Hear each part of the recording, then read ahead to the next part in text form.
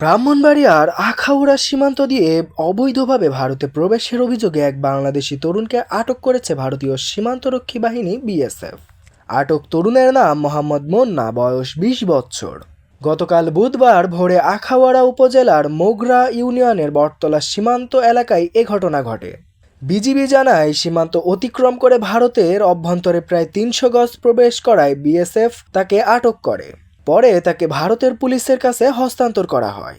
সুলতানপুর ব্যাটালিয়নের অধিনায়ক lieutenant colonel Ziaur Rahman বলেন, ভারতের আইনি প্রক্রিয়া শেষে মুন্নাকে বাংলাদেশের কাছে হস্তান্তর করা হবে বলে বিএসএফ জানিয়েছে। তিনি আরও জানান, আটক তরুণের বিরুদ্ধে মাদকদ্রব্য ও চোরাচালানের একাধিক মামলা রয়েছে। এর আগে মাদক মামলায় তাকে গ্রেপ্তার করে কারাগারেও পাঠানো হয়েছিল। অন্যদিকে মুন্নার পরিবার দাবি করছে তিনি অবৈধভাবে ভারতে প্রবেশ করেননি। মুন্নার বাবা শাহ আলম মিয়া জানান, সকালে ঘুম থেকে উঠে ছেলেকে ঘরে পাননি। পরে জানতে পারেন বিএসএফ সদস্যরা তাকে ধরে নিয়ে গেছেন। পরবর্তীতে পরিবারের সদস্যরা আগরতলায় থাকা স্বজনদের মাধ্যমে বিএসএফ ক্যাম্পে গিয়ে মুন্নাকে দেখতে পেয়েছেন বলে জানান। ঘটনাটি নিয়ে বিজিবি ও বিএসএফ এর মধ্যে যোগাযোগ অব্যাহত রয়েছে।